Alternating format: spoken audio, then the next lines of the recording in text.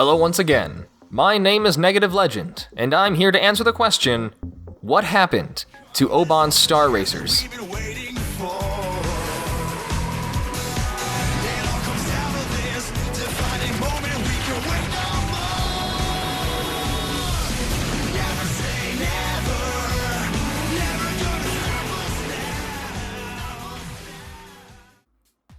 Oban Star Racers is a French and Japanese animated series created by... Okay, this guy's name's in French, so excuse me if I mispronounce it. Savin Yeatman Eiffel. The story centers around Molly, or Ava Way, as she competes in a super awesome space race to win what's called the ultimate prize, that everyone assumes is a wish that grants whatever you want.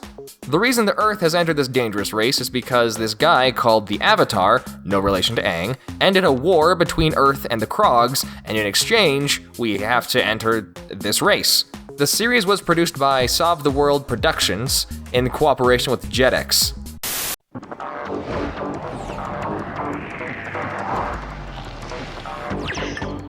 That dude I mentioned earlier, Savin, he made Save the World Productions because he wanted to create a show that focused on the emotional side of characters like he'd seen in 70s anime that he'd grown up with. So he made Molly Star Racer, a short film released in 2001 that would later be the foundation for Oban Star Racers. This was a mix of 3D and 2D animation, but is mostly 3D. It even went on to win the 2001 Leaf Awards, and was nominated for Best Editing in 2002 for the Imagina Awards. Oh, and when I say short film, I mean it's literally 2.5 minutes long, and it's basically a music video. This was leaked online and went viral, causing hundreds of thousands of downloads from across the web. Remember, a few 100,000 may not sound like a lot nowadays, but this was back in 2001. YouTube wasn't created until 2005.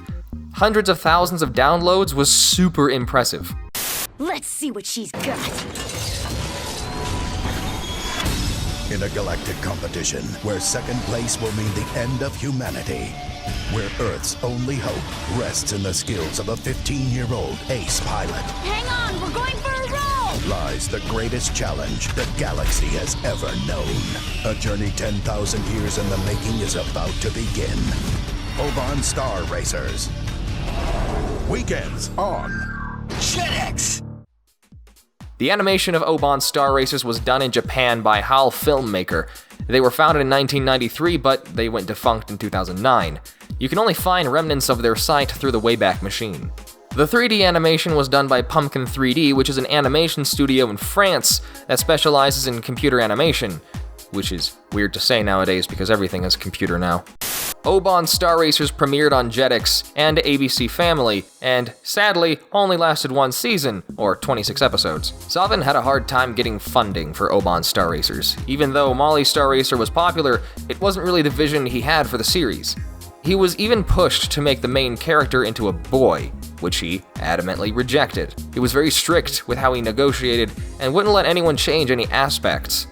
Of course, he wanted it to be animated by Japanese animators, seeing as that was the source of his inspiration, and he saw the potential that Japanese anime had, something that's only now being recognized by the mainstream in America. He eventually found financial partners with Disney and Bandai, without having to alter his artistic vision, but it took him 9 years to complete the series.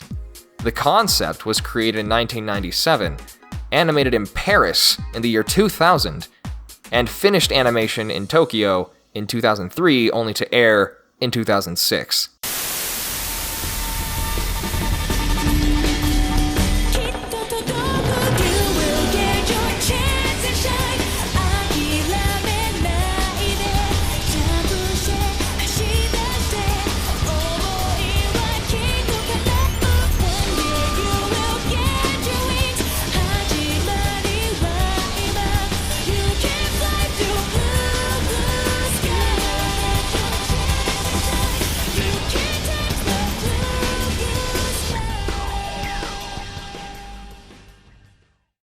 The music for the Japanese Oban Star Racers was composed by Toko Kanno, who is most well known for her work in Cowboy Bebop. However, the English release was changed for a rock-oriented song, Never Say Never.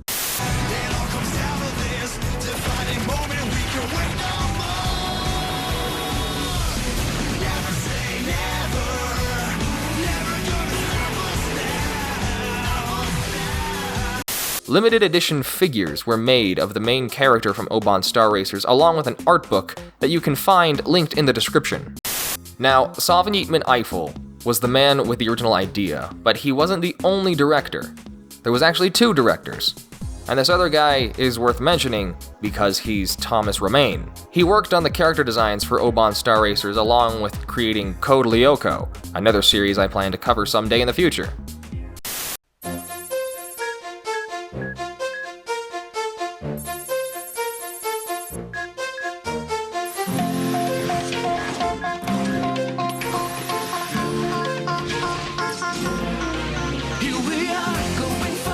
Oh, do you guys remember those images roaming the internet of a father that took his son's drawings and remade them into a more professional work? Yeah, that was him. As of today, if you go to Savan Yeatman Eiffel's Twitter account, you can see he pinned a tweet that leads to a sign-up sheet advocating for the support of the Blu-ray release of Oban Star Racers. In 2017, Thomas Romain revealed that he is seriously considering working on a sequel to Oban Star Racers, and Savan Yeatman Eiffel produced a concept illustration. However, this is really the only information available. It does leave some hope that this new series is present on the official website, but nothing has changed since the announcement in 2017.